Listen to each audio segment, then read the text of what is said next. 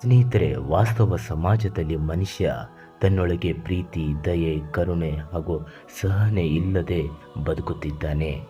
ಆದ ಕಾರಣ ಕೆಲವೊಂದು ಪರಿಸ್ಥಿತಿಯಲ್ಲಿ ಆತ ಮನುಷ್ಯತ್ವ ಮರೆತು ಮೃಗನಂತೆ ವರ್ತಿಸುತ್ತಿದ್ದಾನೆ. ಈ ಮಾತು ಯಾಕೆ ಹೇಳ್ತಾ ಇದ್ದೀನಿ ಅಂದರೆ, ಅಕ್ರಮ ಸಂಬಂಧದ ಶಂಕೆಯ ಹಿನ್ನೆಲೆಯಲ್ಲಿ ಸ್ವಂತ ಅಕ್ಕನ ಕತ್ತು ಸೀಳಿ ಕೊಂದ ತಮ್ಮ.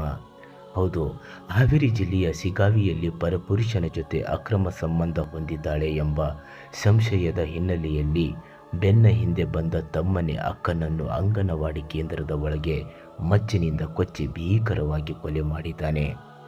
ಈಕೆ ಶಿಗಾವಿ ಪಟ್ಟಣದ ಮೌಲಾಲಿಗುಡ್ಡದಲ್ಲಿರುವ ಅಂಗನವಾಡಿ ಕೇಂದ್ರದಲ್ಲಿ ಆಯಾ ಸಹಾಯಕಿಯಾಗಿ ಕೆಲಸ ಮಾಡಿಕೊಂಡಿದ್ದಳು.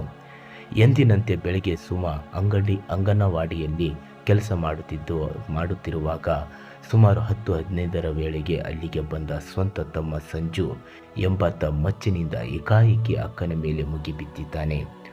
ಆರೋಪಿ ಸಂಜು ಮಚ್ಚು ಬೀಸಿದ ರಭಸಕ್ಕೆ ಸುಮಾಳ ಕೈ ಸಂಪೂರ್ಣವಾಗಿ ಕಟ್ಟಾಗಿದೆ. ಅಷ್ಟಕ್ಕೆ ನಿಲ್ಲಿಸದ ಆತ ಅಕ್ಕನ ಕುತ್ತಿಗೆಗೂ ಭೀಕರವಾಗಿ ಏಟು ಹಾಕಿದ್ದಾನೆ.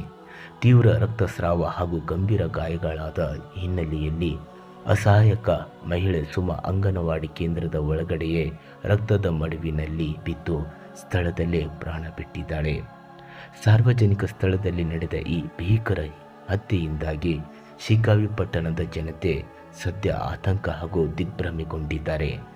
ಸ್ನೇಹಿತರೆ, ಸಮಸ್ಯೆ ಅಥವಾ ಕಷ್ಟ ಅದೇನೇ ಆಗಿರಲಿ, ಮನುಷ್ಯ ಸಮಾಧಾನದಿಂದ ತಾಳ್ಮೆಯಿಂದ ಯೋಚಿಸಿ ವಿಚಾರ ಮಾಡಿ ಸತ್ಯ ಅಸತ್ಯತೆಯ ಬಗ್ಗೆ ಚಿಂತಿಸಿ ನಿರ್ಧಾರವನ್ನು ಕೈಗೊಳ್ಳಬೇಕು. ಹೀಗೆ ಕೋಪದಲ್ಲಿ, ಆವೇಶದಲ್ಲಿ ಯಾವುದೇ ಕೆಲಸಕ್ಕೆ ನಾವು ಕೈ ಹಾಕಿದರೆ ಅದರ ಪರಿಣಾಮ ತುಂಬಾ ಭಯಂಕರವಾಗಿರುತ್ತೆ. ಸ್ನೇಹಿತರೆ, ಏನಂತೀರಾ?